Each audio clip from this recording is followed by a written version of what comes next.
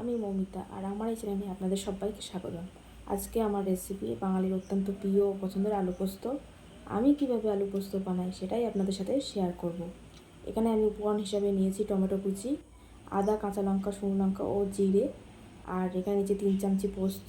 এখানে আমি চন্দ্রমুখী আলু নিয়েছি, আপনারা চাইলে জ্যোতি আলুও নিতে পারেন। পোস্তগুলো কড়াইতে দিয়ে গ্যাসের জোর লো করে 1 থেকে 2 মিনিট মতন নেড়ে ভেজে নেব।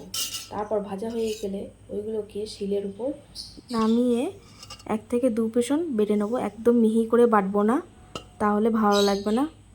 এবারে গ্যাসে আবার কড়াটা বসিয়ে তাতে তেল দিয়ে ভালো করে তেলটা গরম করে নেবো। এবারে আমি কিন্তু গ্যাসের জোরটা লো টু মিডিয়ামে রেখে দেবো। তারপরে তেলটা গরম হয়ে গেলে তাতে 5 ফোড়ন এবং শুকনো লঙ্কা দিয়ে ভালো করে নাড়াচাড়া করে নেবো। নাড়াচাড়া করার পরে ওতে এবার আমি আলুগুলো দিয়ে দেবো, দিয়ে ভালো করে আবার ভাজা ভাজা করে নেব। সকল বন্ধুরা আমার চ্যানেলটিকে সাবস্ক্রাইব করে আমার পাশে রয়েছে তাদেরকে জানাই আমি অসংখ্য ধন্যবাদ।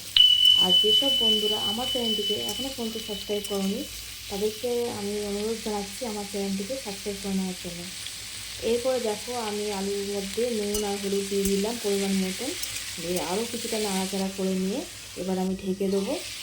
এবার দেখো একটু ভাজা ভাজা মতন হয়ে গেছে। এর মধ্যে আমি আগে থেকে বেটে রাখা মশলা, এর মধ্যে আছে শুকনো লঙ্কা, কাঁচা লঙ্কা, জিরে, আদা, এটাকে দিয়ে আরও একটু নাড়াচাড়া করে টমেটোগুলো দিয়ে দিলাম। এগুলো দিয়ে আর একটুখানি ভালো করে কষতে হবে। কষা হয়ে গেলে এটা ঢেকে দেবো, তাতে টমেটোগুলো একটু মজে যায়। দেখো টমেটোগুলো কিন্তু মজে গেছে আমার। এবারে আমি এর মধ্যে জল দিয়ে দেবো পরিমাণ মতন, দিয়ে ঢাকা দিয়ে দেবো সেদ্ধ হওয়ার জন্য আলুটাকে।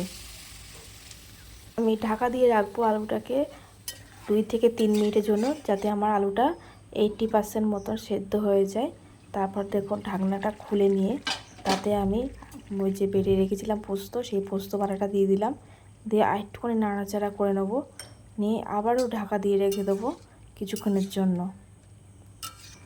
ঢাকনাটা খুলে আমি স্বাদ অনুযায়ী চিনি দিয়ে দেবো, তাতে টেস্টটা আরও সুন্দর আসবে।